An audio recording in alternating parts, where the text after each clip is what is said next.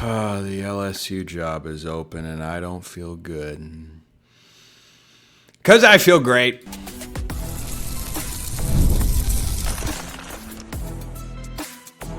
You are Locked On Ducks, your daily podcast on the Oregon Ducks. Part of the Locked On Podcast Network, your team every day.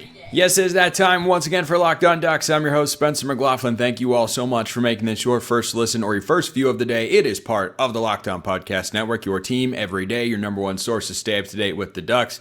I rewatched Oregon's first half until the weather started. Thoughts on why the offense struggled so much and how that can be cleaned up going forward. Some thoughts on the coaching staff. Just a jam-packed show as we move into bye week. Oregon will not lose this week. I feel very confident saying that.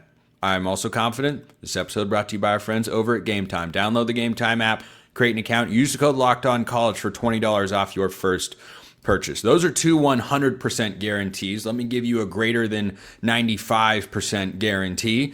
Dan Lanning is not going to entertain the LSU job. I haven't seen his name get floated hardly anywhere. I mean, the lists that come out understandably when a vacancy like LSU comes open have been plentiful. And Dan Lanning's name is barely out there. And it feels great. It really does. I am choosing to feel good about this. And then we will get into Oregon's offense, which certainly, upon rewatch and full breakdown, in my view, did not make anybody feel good. And it was yee. Ooh, so many things went wrong there. So many things to clean up. But we'll get to that and start with the positivity. Let's start with one Dan Lanning. How many times does his name have to come up for Oregon fans to feel confident? It's refreshing, isn't it? You had that stretch where Taggart left after 1 year, Cristobal left after 4, and Lanning has just made it clear time and time and time and time again. The Texas A&M job, which is an elite job in college football, by the way. Mike Elko is showing that right now. The Auburn job, which can be a really good job. I'd rather have the Oregon gig, but hey, I'm probably biased on that front. Auburn fans might tell you differently. The Florida job, there have been no serious connections, ties, communications, anything of that sort. Now the LSU job is open. The Alabama situation came and went and ended with Dan Lanning putting out that emphatic statement, hey, if your coach is leaving, come play for us. I'm not going anywhere. He made it clear again earlier this year, I've got the job that I want. He has made clear, declarative statements that should give you a supreme level of confidence he's not going to entertain other jobs. I can't say the same for Will Stein. Now, when the UCLA job came open, I talked about it here on the show and said, yeah, I imagine Will Stein, maybe Tosh Lupoi, but probably Stein more likely would get a phone call given his track record with quarterbacks. And I know that it feels different right now, but an athletic department is going to look at the whole body of work. He's got 2 straight Heisman Trophy finalists. He's got a Big Ten championship, and he's got some serious recruiting chops. Oklahoma State maybe is taking a look at Will Stein right now. It's another job that is open. I don't know about Penn State, possibly.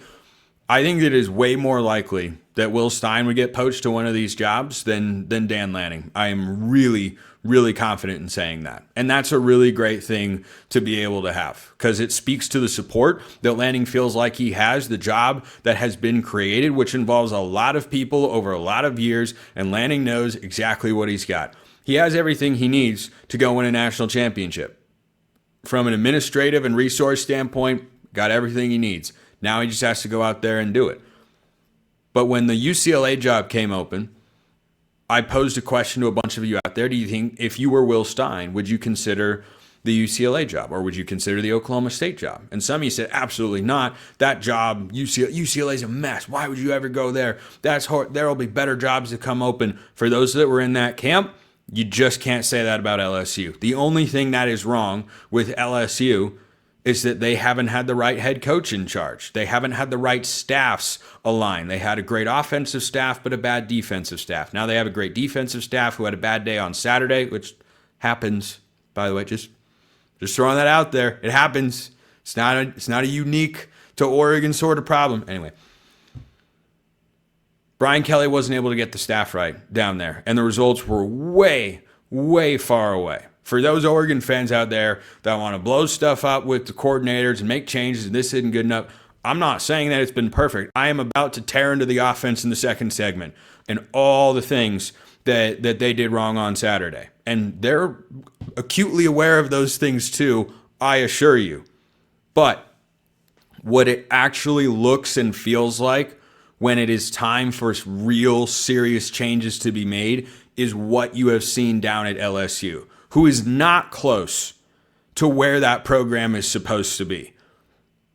Has Oregon maximized its potential yet? No, they have not.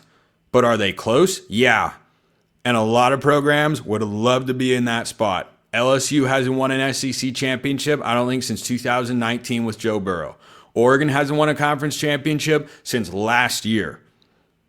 LSU made the conference championship game in their first year with Brian Kelly and got Mario Cristobal against Utah. Absolutely smacked around the field.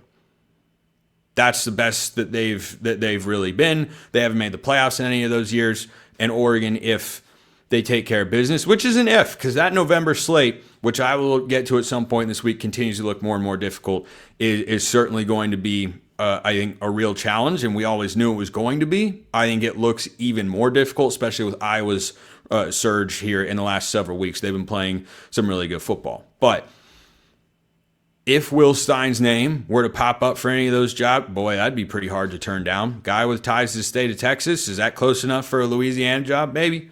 Maybe Will Stein's too big of a gamble. Maybe because of this past week in the Indiana game, maybe he's not a hot enough name to go and get for that high profile job. I think that's probably the case. I think it's a contributing factor. But these are the caliber of jobs that you can't look at and go, oh, no way, why would you take that job? Are you kidding me?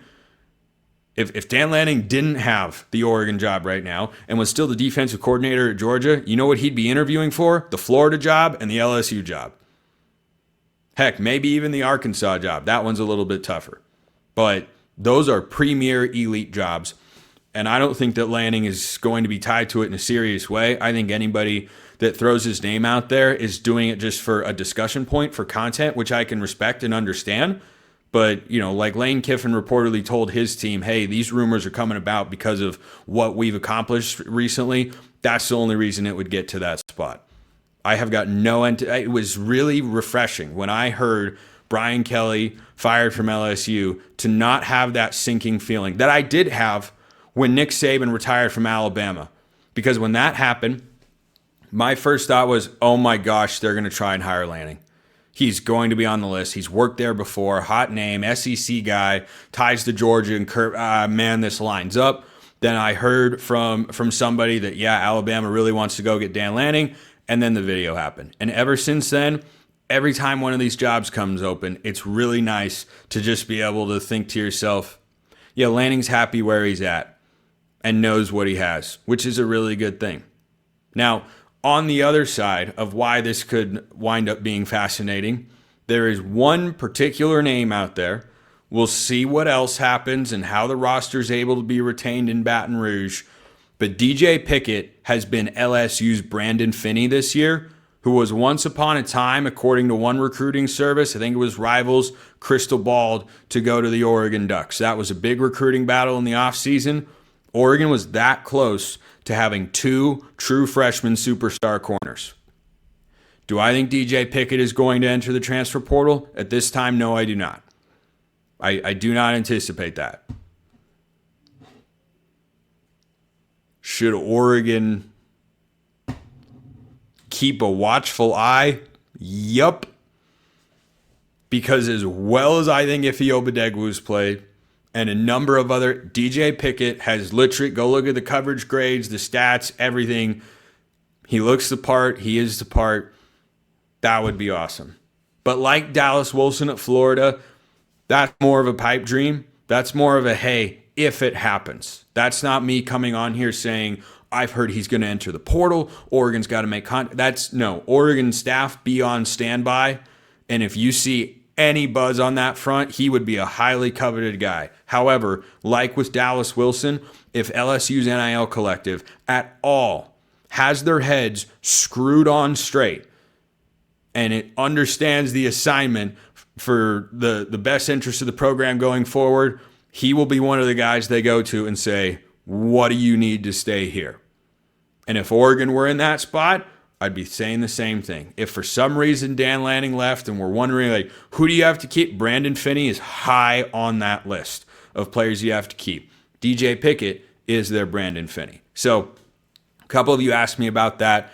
I'd put that on the SSA that he winds up transferring to Oregon. At this point in time, it's a 1. It's a 1. But hey, it doesn't go disaster to... Because he was so close to going to Oregon, sure, 1.5. But no, I don't think he's going to wind up in the transfer portal. I would love it if he did and he wound up with the Ducks. That'd be cool. That'd be cool. But no, don't get your hopes up about that. Let me know your thoughts in the comments below. Hit me up on Twitter, all of that good stuff. Let's talk about that offensive performance because it wasn't good.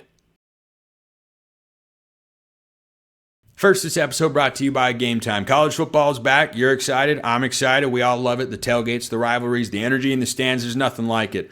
Autzen was rocking as long as fans could bear the rain and wind. It looked pretty miserable. And let's be real, getting tickets can feel like more of a battle than the game itself, or it can feel like being in the rainstorm. You've got endless queues, hidden fees, prices jumping at checkout. It's a nightmare.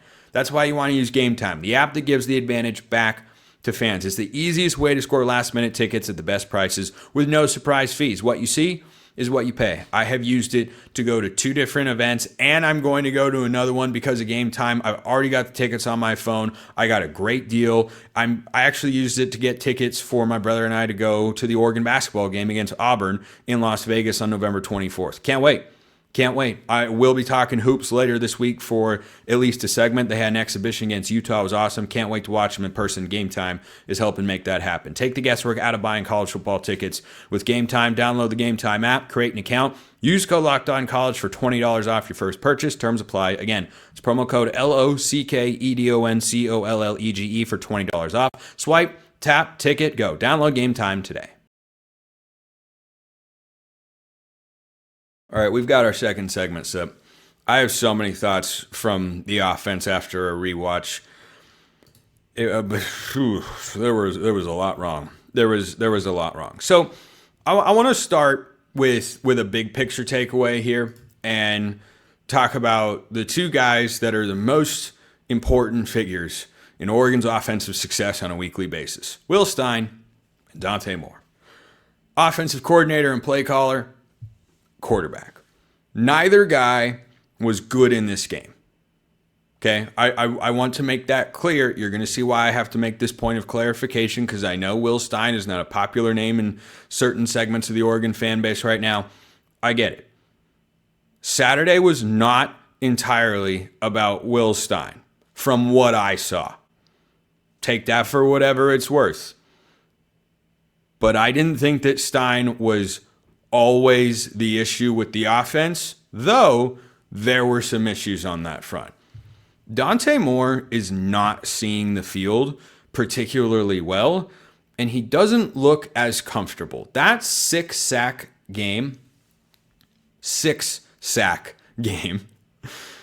against Indiana, it looks like there's just a little bit of a lingering effect at times. Or if he gets pressured early, he doesn't keep the same level of poise and confidence that has made him so effective. And of course, against Rutgers, we didn't see any of these problems because he was not sacked in the game. So you keep him upright like a lot of quarterbacks and he has a lot of success, but I think even more than most, and he's still a young quarterback. And I think as an Oregon fan, you have to be able to understand that this is, I think, a quintessential example of why coming into the year I thought, yeah, Dante Moore will be good, but I don't know if he's going to be as good as, to have a Heisman Trophy kind of year. Because the last 2 years with Bo Nix and Dylan Gabriel, these are the sorts of things you didn't see. Dylan Gabriel, under pressure last year, made some big-time throws all the time because he played a bunch of football. Bo Nix, the same. And Dante Moore just doesn't have that yet, and these are the sorts of growing pains. So there are a couple of moments. The 4th down early in the game is a great example.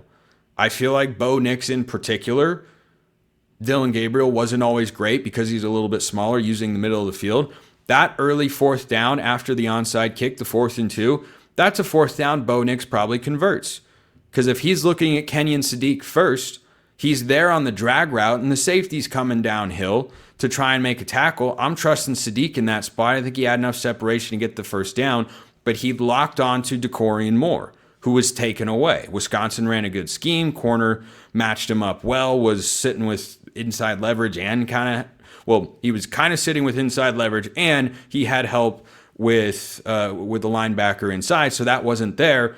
And then Dante Moore just didn't find another option. By the time he got to Sadiq, it was too late. And so Bo Nix's ability to process those things, make quick, decisive reads, and understand based on the defensive look what to expect and where the ball needs to come out is something that I think he spoiled us with. And Dylan Gabriel, to an extent, did that as well. And Dante is learning this sort of stuff. So that's one thing that really stands out when this Oregon offense struggles is Dante Moore misses open guys way too often. And I think that'll just come with experience over time. Now, that's the biggest point of criticism I have of Dante Moore. Here's the biggest point of criticism I have, and we've seen this in the Indiana game and then again on Saturday against Wisconsin with Oregon offensive coordinator Will Stein. The number of times that Oregon gets ahead of the chains on first down and winds up punting is infuriating. It really is. The number of times that 2nd and 4 turns into a punt or a turnover on downs with the amount of success Oregon has running the football boggles the mind. Is that all on Will Stein? No. But at some point, it does have to come back to the play caller and how he is preparing his team and calling the plays every single week. Because when Jordan Davison is becoming an emerging superstar and he's supplemented by 2 good backs, Noah Whittington and De'Aaron Hill, who were great on Saturday. Hill only had 2 carries, 1 for 1 yard and 1 for 27. Whittington, of course, had an awesome day with a couple of big runs, one in particular in the third quarter with Brock Thomas in there. The mismatch between those 2 trends, it just boggles the mind. You just are kind of going, how? How, when you have something that is so foundational to any offense that isn't an air raid, it's a quarterback's best friend, why is it so difficult? That falls on the offensive coordinator. That is the number one thing. And that was the first drive. 2nd and 4 turned into 4th and 2. Now, some of that was execution. And some of that, at times, I think Will Stein outthinks the room. And when Oregon literally couldn't throw the football because it started raining so hard and they had to just do mostly downhill running, they had a lot of success. But the other big issue that has to be cleaned up is something I'll talk about more in the third segment a little bit. But the offensive issues in this game, sure, you can come to Will Stein and say, hey, the buck stops here. It's got to be on the top offensive coach on the staff and the play caller at the end of the day and the way he prepares them throughout the week. Absolutely. There were several times in the first half, and I am only judging the offense up until the 7:43 mark of the second quarter. That is when the rain started, and it was gusting with the wind over 20 miles an hour. Okay, I've played golf in those conditions, man. It is nasty.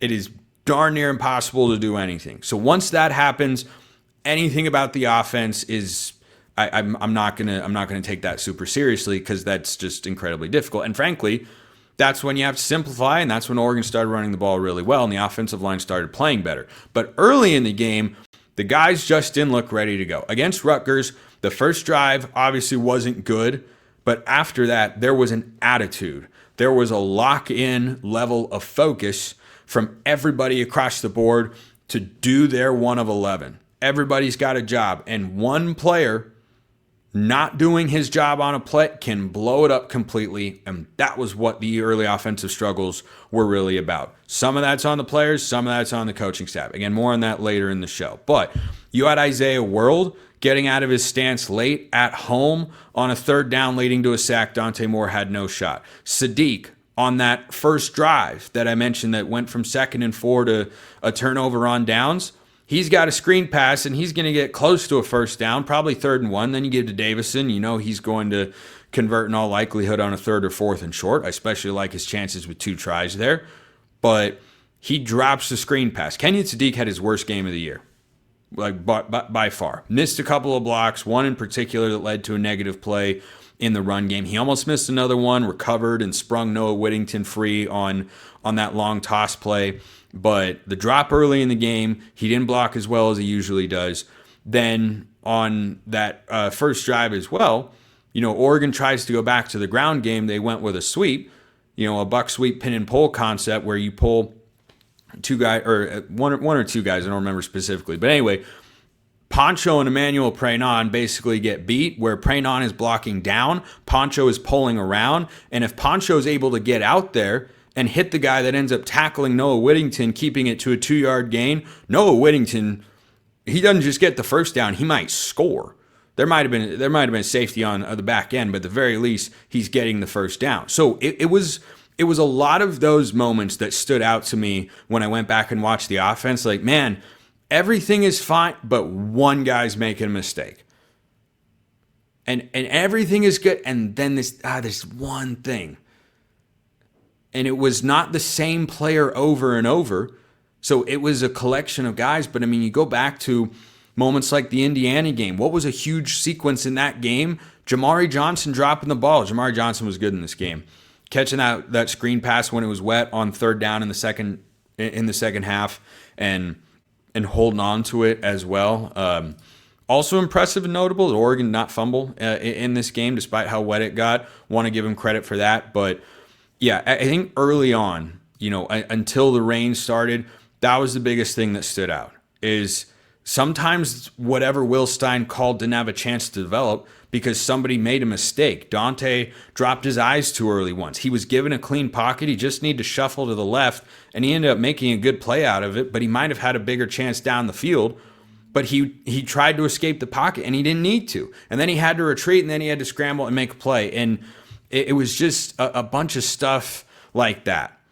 That was the other kind of big picture takeaway. I want to get more in detail on a couple of the moments that I thought were missed opportunities, but overall, those were the things that stood out the most to me. Is that Will Stein gets ahead of the chains, and then the offense just goes backwards from there too often, particularly early in the game. Dante Moore, again, not seeing the field incredibly well, missed a couple of chances, and then just missed assignments.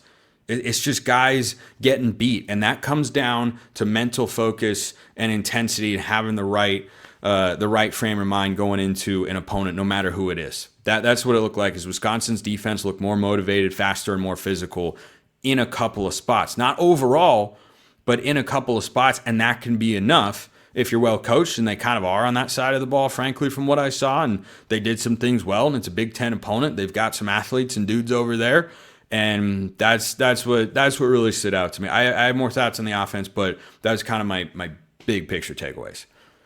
I did have some individual plays that I wanted to highlight as well. I knew this segment was going to run long. I was going to cram it all into one, but we're just going to push it into the third, and that's okay. That's okay. I planned ahead. First, this episode brought to you by FanDuel. The NBA is back. There's no better place to get in on the action than FanDuel, the official sports betting partner of the NBA. Even if you missed start of the game or want to ride the hot hand, FanDuel has live bets on everything from who will score next to fourth quarter comebacks. Plus, you can even combine your live bets into a same-game parlay for a shot at a bigger payout. It keeps every game exciting, especially when your team's making that late push. And it's got college football action, too. If you feel like every single week Oregon's winning by 50, well, FanDuel, you put your money where your mouth is. If you feel like Oregon is not going to break out, this past week they did not cover. And when I wrote my score prediction over at 750thegame.com, my prediction was for them to not cover because the line was 33.5, and I had Oregon 35-3, 21-7 final score. So Wisconsin gets a moral victory in that regard. I know my guy Ryan Herrings was excited about that touchdown, but whatever you want to bet on, FanDuel's got you covered. Right now, FanDuel's giving new customers $300 in bonus bets when your first $5 bet wins. So head to FanDuel.com to sign up and play your game with FanDuel, the official sports betting partner of the NBA. Okay, a couple other offensive moments that I didn't care for, or I don't know if that's the right way to phrase it, that set Oregon back. and I want to go to a Will Stein one here. The drive where they tried, the 3-play gadget sequence, they did it last week against Rutgers and it worked. They did it the week before against Indiana and it worked. I don't know what he calls them, but that's really what it is. They give 3 unique looks and they're trying to throw the defense off guard, create explosive. This has been something I don't have a problem with Oregon doing it because it has worked each of the last 2 weeks. It got Oregon their only touchdown against Indiana. It got them a quick touchdown against Rutgers. The first play in the sequence was a fake dive up the middle, reverse to Malik Benson.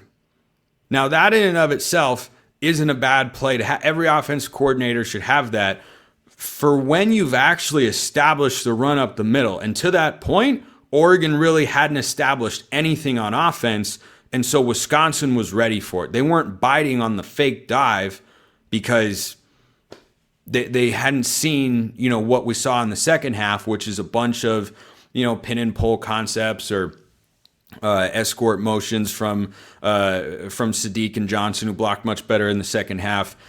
That was the first one. Then they come out and try the fake fly sweep, which is a counter from last week. And this is actually, I again think, one of the better moments Stein had where his players just didn't execute for him. Because last week against Rutgers, Oregon knows, hey, they're able to watch our film too. They ran, from that gate formation, the weird one with linemen all over the place. They ran that fly sweep to Malik Benson and got like 15, 20 yards. So they show it this week and they run a fake off of it and run guys down the field. Jamari Johnson is wide open and Dante Moore just doesn't see him and instead throws it to Malik Benson in the flat. After they lost yards to Benson on the reverse, I don't think Benson was fully expecting the ball because he knew he was the decoy. He caught it, didn't really go anywhere, and then they had 3rd and long, and they weren't able to convert. And that particular moment is one that I look at and go, it's a funky play, so maybe that's why Dante Moore didn't see it. But I can't put that moment on Will Stein and say, oh, man, see, he's trying to do too. Like, if you scheme a guy open, whatever the concept, play, formation, if you scheme a guy open and your quarterback just misses him, it's every coordinator's most poignant point of frustration, to just have that play call, have worked on it all week and say, there he is. Oh, what are you doing? Okay. I've seen coaches do this in the box all the time.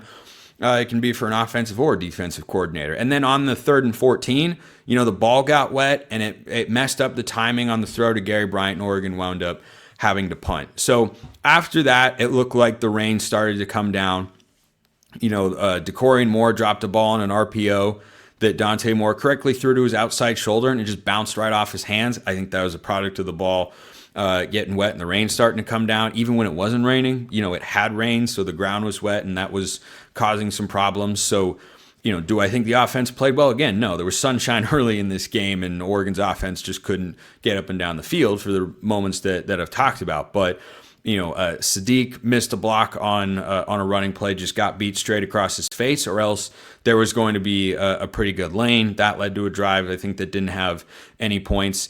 When Oregon was back inside their own 10, which wound up being a touchdown drive, Janoris Wilson missed a block that would, if it had been made literally at all, like the right side of Oregon's offensive line, is okay. I don't think it's a disaster area. It is definitely, particularly in the run blocking department, there is some hit or miss. There's some hits. Don't get me wrong. Davey Uli on one big run had a great turn block. He looked exactly like, I just blanked on Oregon's Nishad Strother from last year, who did a great job turning defensive tackles.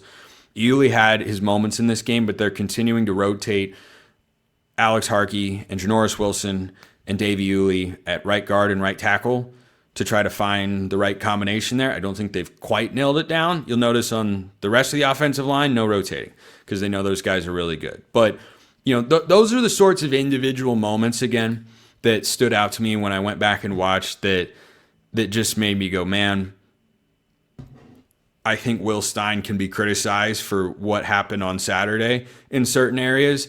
But if he calls the right run play against a look a defense has and then the offensive lineman goes out and just whiffs on the block, or Sadiq gets beat across his face and every other guy is making his block.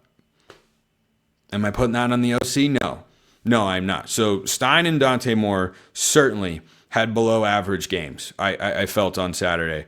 And I want to just get into one more that I got to point out as a play that stood out. And this was in the second half. I said I wasn't going to do this. Of course, I watched it, but I know the weather was a factor. But on the play where Dante Moore got hurt, Jamari Johnson is pulling around on the counter, and he's supposed to kick out, and he just goes right by the guy that winds up blowing up the play, and Dante Moore pulls it when I don't think he really wanted to, and then he gets whacked in the nose, and Brock Thomas takes over. And shout out Brock Thomas, man. What an awesome game. He was 4 for 4. I mean, the pass completion to Corey Moore, objectively hilarious. But, those are the moments. Again, you didn't hear me saying the same name over and over. Dante Moore missed a read. Kenyon Sadiq missed a block. Jamari Johnson missed a block. Janoris Wilson missed a block. It was a number of little things that added up, but it only takes one of those missed assignments to make a play go backwards, and I think Oregon just had way too much of that on Saturday. So that's what I saw when I went back and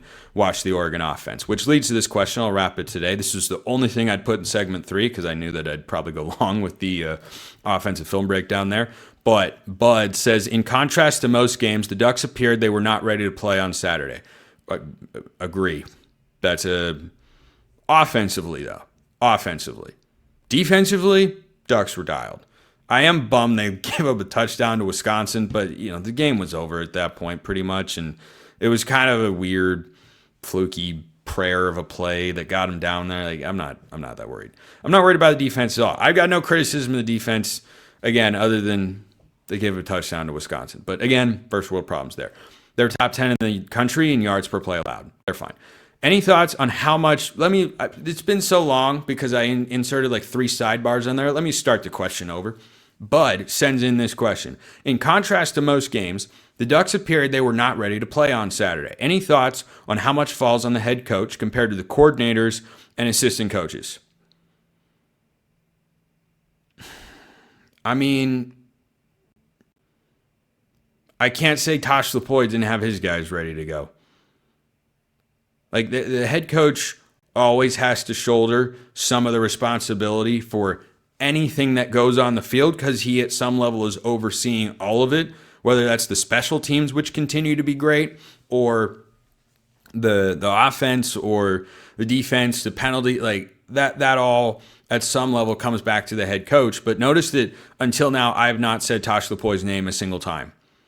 Because again, in this spot, there is no way to criticize the defense in a serious way.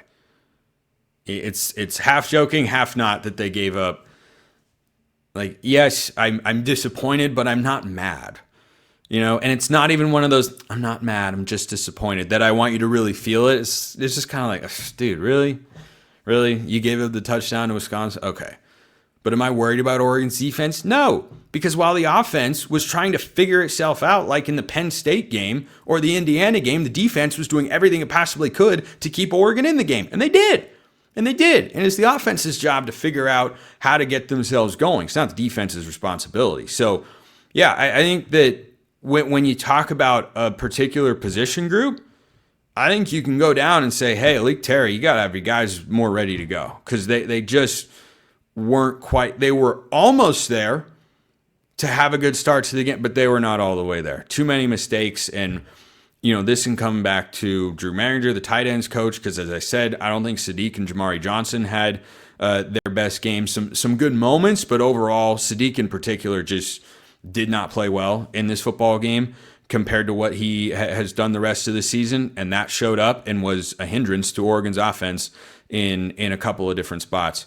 The drop and a couple of missed blocks. So, yeah, I think that there's always some that falls on the head coach, but end of the day, I'm going to come on here and talk about coordinators in particular.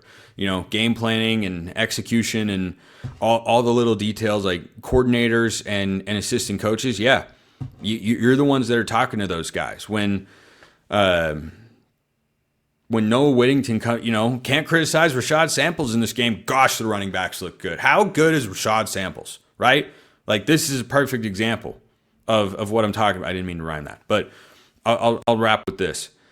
If you were to go position group by position group, you'd say, hey, Drew Maringer, got to have the guys more ready to play. Got to have more depth. Whatever you need, the mindset that existed at Rutgers, and it never just falls on one coach, but the mindset that Oregon had at Rutgers just wasn't there against Wisconsin. The killer instinct. They were getting pushed around in a couple of isolated moments, and that was enough to disrupt them with a wet football and then conditions that made it difficult. So that, I think, is the longest prolonged film discussion that I have had here on the show. If you want me to look at anything more and have thoughts, hey, it's bye week. We got plenty of time to fill, so let me know. And for those of you that have sent mailbag questions in, yes, I've still got them. I've not forgotten. Don't worry, I'll get to them this week for sure. Appreciate everyone listening. I'll see you next time. Until then, hope you all have a wonderful rest of your day, and go Ducks.